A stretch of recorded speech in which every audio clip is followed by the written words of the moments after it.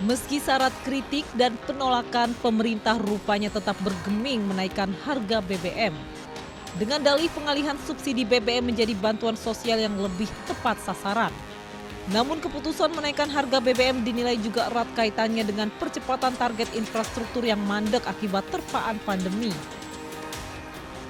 Terlebih proyek-proyek infrastruktur yang tengah tertunda pengerjaannya ditargetkan rampung pada 2022. Karena infrastruktur ini masih banyak yang sedang on progress, menghadapi cost overrun, biaya beban bunganya juga naik, selisih kurs juga berdampak terhadap biaya pengerjaan proyek, tapi ini harus diselesaikan sebelum 2024. Oleh karena itu, sebagian anggarannya mengambillah dari alokasi subsidi BBM. Harusnya subsidi yang dipertahankan, justru proyek-proyek yang besar tapi efek langsungnya ke masyarakat kecil bisa ditunda dulu. Pemerintah sendiri mulai menyalurkan sejumlah bantuan bagi masyarakat terdampak kenaikan BBM melalui BLT maupun BSU bagi pekerja. Namun hal ini dianggap tidak berdampak signifikan kepada ekonomi masyarakat yang terlanjur porak-poranda akibat pandemi dan kenaikan BBM. Terlebih pendataan bagi mereka yang berhak menerima bantuan masih belum menyentuh hingga ke masyarakat miskin di pelosok. Jelas tidak cukup ya. Kenapa tidak cukup? Yang satu adalah dampak dari naiknya harga BBM bisa terasa cukup lama. Ini BLT-nya cuma 4 bulan.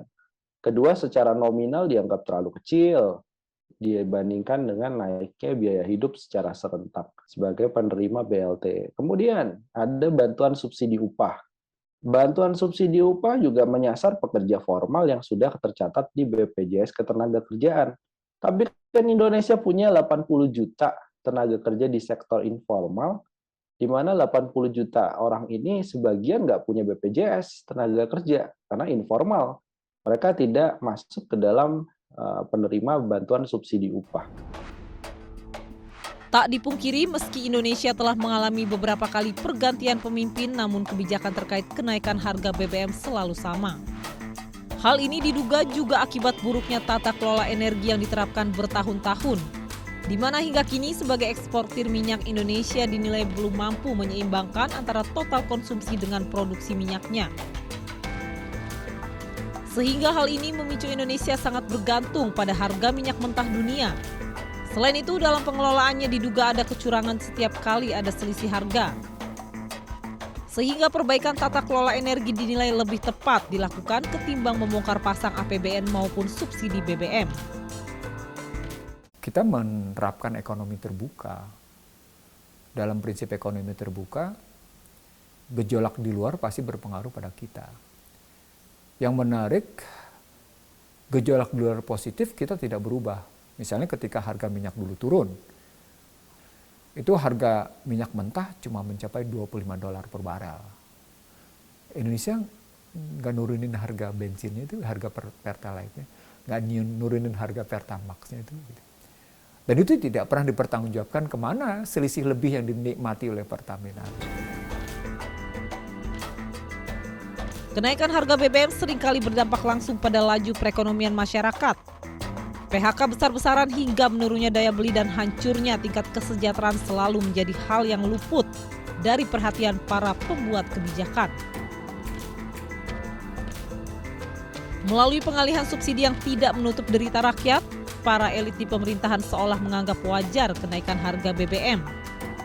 Bisa dikatakan pada kenaikan BBM kali ini hampir tidak ada resistensi maupun penolakan sama sekali dari para elit. Begitu pemerintah mengatakan kenaikan harga BBM, anggota DPR-nya setuju-setuju aja. Nggak ada respon sama sekali gitu. Kecuali yang Anda sebutkan sebagai PKS, tapi itu kan sebetulnya menurut saya bukan respon substantif, lebih respon politik. Karena PKS ya kebetulan adalah oposisi dan semua partai mendukungnya, dia mengambil segi positif politiknya yaitu menolaknya seperti kemauan publik. Kenaikan BBM kali ini tentu akan semakin berat dirasakan masyarakat. Perekonomian yang porak-poranda akibat pandemi bahkan belum sepenuhnya pulih. Sayangnya para elit politik seolah gagal memahami kesulitan yang dialami masyarakat. Pemirsa, perekonomian rakyat yang mulai bergerak pasca pandemi justru kembali terhempas akibat kenaikan harga BBM.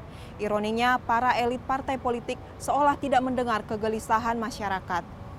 Gempita Pilpres yang sudah di depan mata menjadi fokus utama para elit partai dan tidak memperhatikan nasib rakyat ke depannya. Demikian Delik edisi minggu ini, saya Nomi Tobing, sampai jumpa.